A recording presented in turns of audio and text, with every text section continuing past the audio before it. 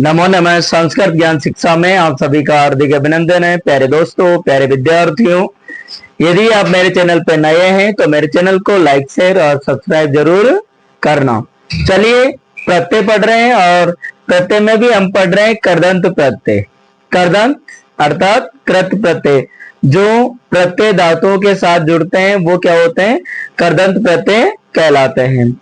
कृदंत प्रत्यय हमने देखिए 8 तो पढ़ चुके हैं और ये 9 नंबर का जो है 9 नंबर का जो प्रत्यय है वो है आपका कत प्रत्यय।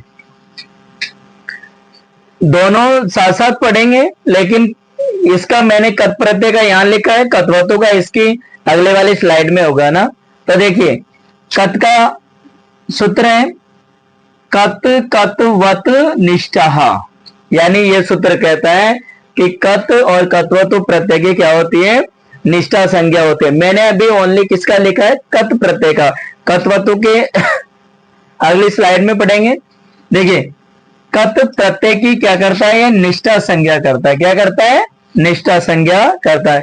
कभी कभी पूछ लिया जाता है कि कत और कतवतु निष्ठा संज्ञा करने वाला प्रत्यय कौन सा है, तो आपको ध्यान में रखना कत कतवत निष्ठा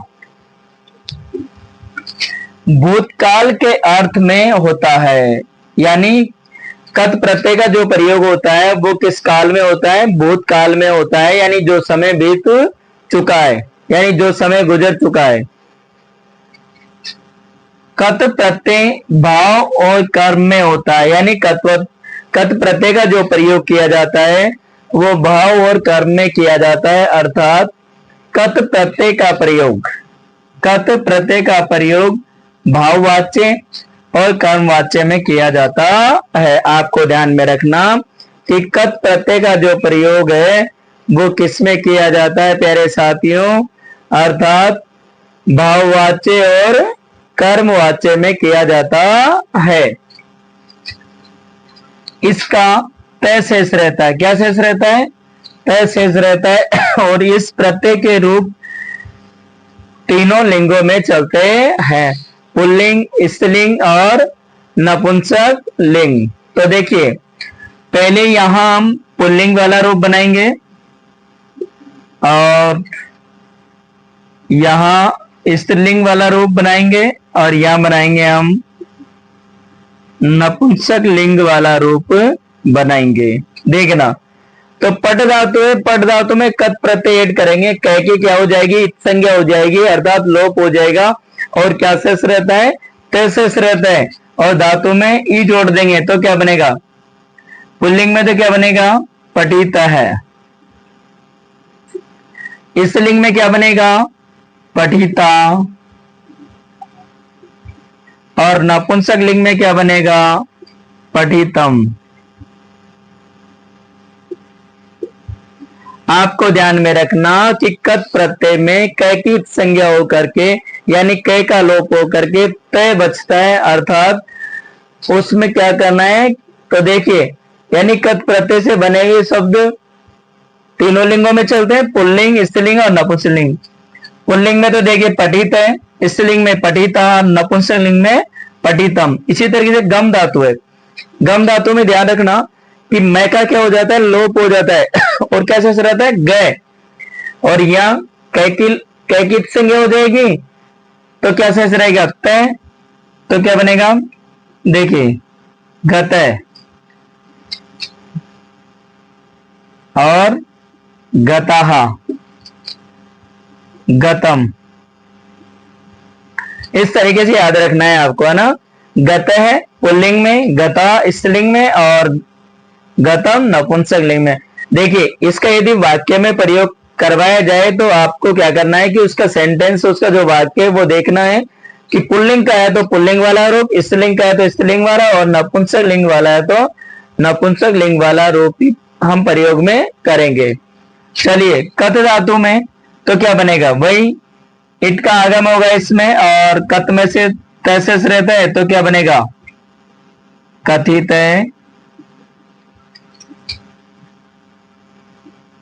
कथिता और कथितम। कुप धातु है तो कुप धातु में क्या करेंगे हम, कुप धातु में कत प्रत्यय जोड़ेंगे तो सेम होगा। कुप, इसमें भी इट का आगम हो जाए, सेठ धातुओं में क्या होता है, इट का आगम होता है, तो क्या बनेगा ये कुपित है।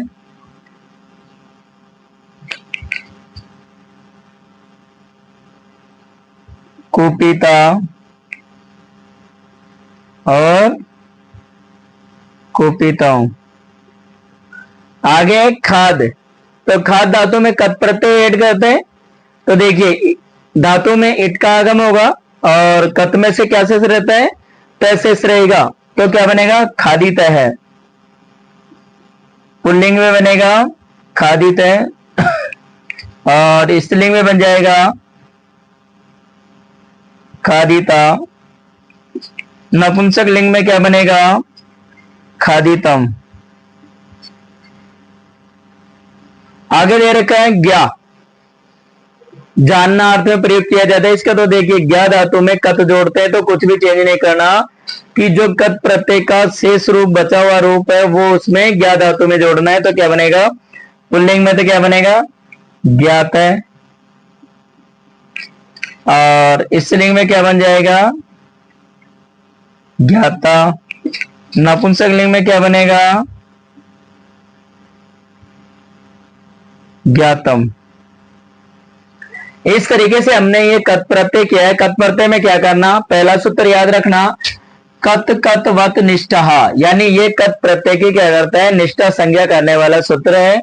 ये इसका प्रयोग भूतकाल के अर्थ में किया जाता है और कत प्रत्यय भाव और कर्म में होता है, अर्थात कत प्रत्यय का प्रयोग भाववाच्य और कर्मवाच्य में किया जाता है।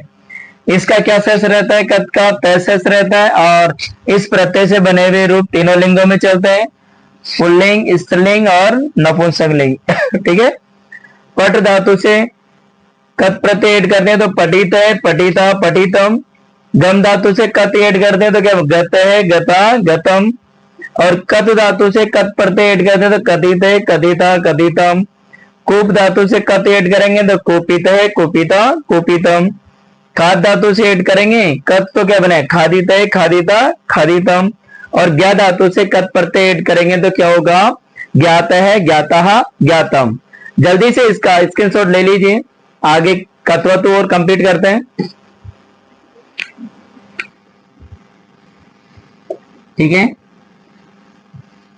कत्वतु प्रत्यय पढ़ने वाले हैं। पहले हमने पढ़ा था कत प्रत्यय और एक कत्वतु, क्योंकि मैंने देखी इनको इसलिए लिया था कि इनका क्या होता है कि सेम, क्योंकि जो कत में कार्य होगा वो कत्वतु में भी होगा, जो कत्वतु में होगा वो कत में होगा। इस कारण से इनको मैं साथ साथ आपको समझाने की कोशिश कर रहा हूं।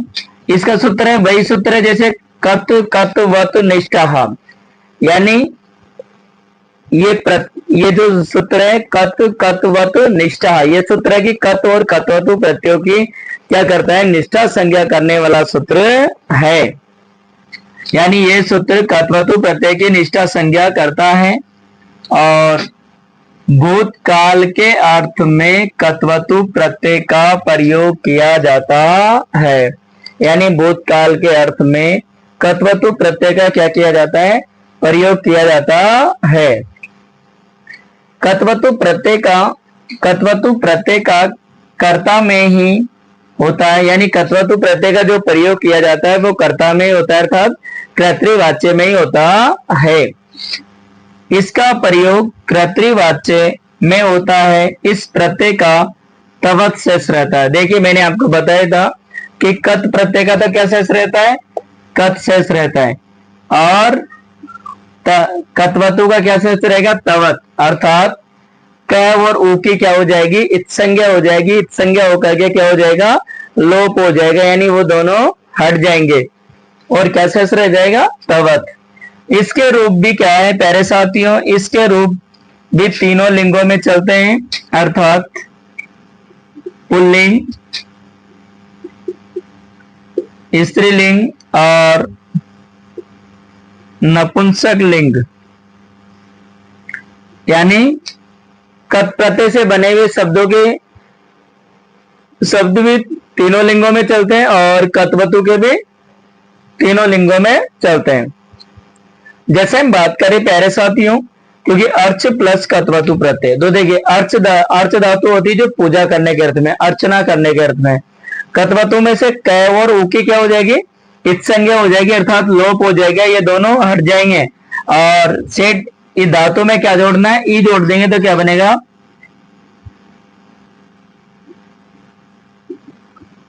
अर्चितवान।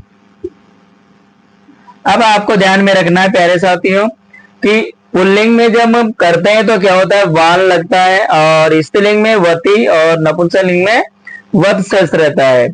यानी कत्वतु प्रद्यांत, यानी कत्वतु प्रत्यय से बना हुआ जो मूल शब्द है वो तो क्या होता है, नपुंसकलिंग में होता है, और पुल्लिंग में वान और स्त्रीलिंग में वती का प्रयोग किया जाता है। तो देखिए अर्चितवान, और यहां हो जाएगा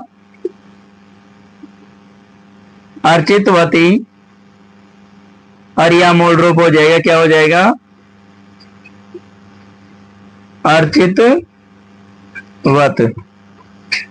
समझ में आ गया कि कत्वतु प्रत्यय से बना हुआ जो प्रत्यांत जो रूप है, मूल रूप है, वो तो नपुंसक लिंग में बनता है जैसे अर्चितवत, लेकिन पुल्लिंग में वान और स्त्रीलिंग में वती का प्रयोग किया जाता है। तो देखो क्रिया धातु है, तो क्रिया धातु में ईड करो तो क्या बनेगा, तवत कृतवान। स्त्रीलिंग में क्या बन जाएगा, कृतवती। नपुंसक लिंग में क्या बनेगा, कृतवत, कृतवत। इस तरीके से हमें निकालना है, आपको ध्यान में रखना है। आगे आपका श्रु धातु है, श्रु का अर्थ होता है सुनने अर्थ में, क्रिया का अर्थ होता है करना, क्रिया का क्या अर्थ हो जाएगा, करने अर्थ में हो जाएगा ना। तो देखिए क्या बनेगा, श्रुतवान,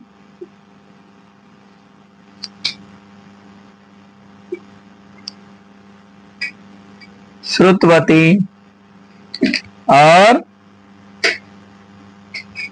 श्रुतवत। आगे दे रखा है गम, गम का अर्थ होता है प्यारे साथियों जाना, आगम का अर्थ होता है आना। इसमें क्या होता है कि मैं का लोप हो जाता है, मैं हट जाता है, तो क्या बनेगा, देखना, गतवान, यानी गया, यानी भूतकाल में प्रयोग करेंगे इसका, यानी इसका प्रयोग भी वही भूतकाल में होता है। तो देख गतवान,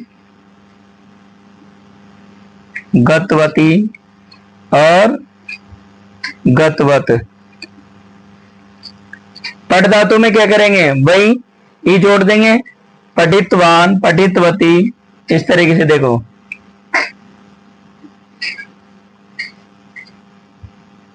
पठितवान,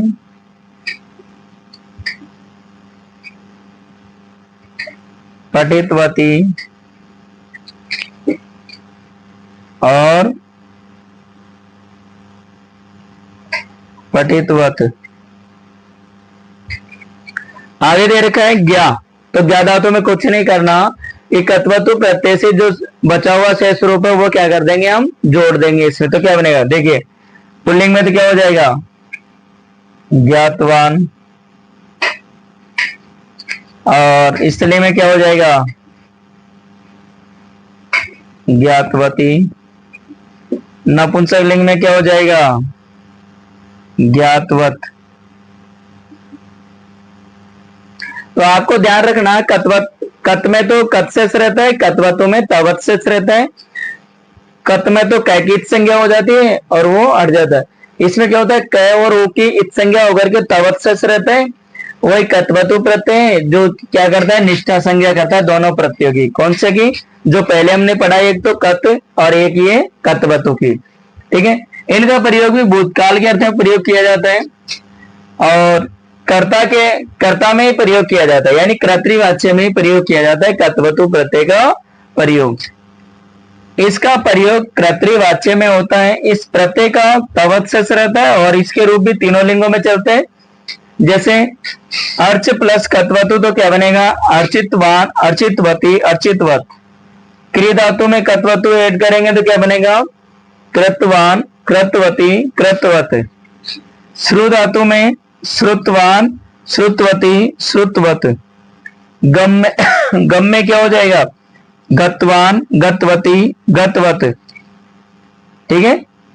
पट में क्या हो जाएगा? पठितवान, पठितवती, पठितवत। और ज्ञा में क्या हो जाएगा? ज्ञातवान, ज्ञातवती, ज्ञातवत।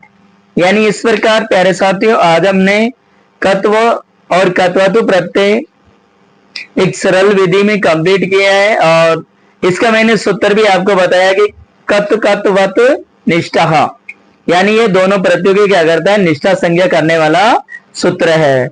प्यारे साथियों क्लास को आप दबा करके शेयर करना, और यदि मेरे चैनल पे नए हैं तो मेरे चैनल को लाइक, शेयर और सब्सक्राइब भी जरूर करना। मिलते हैं प्यारे साथियों अगली क्लास में, अगले वीडियो में। तब तक के लिए जयतु भारतम, जयतु संस्कृतम।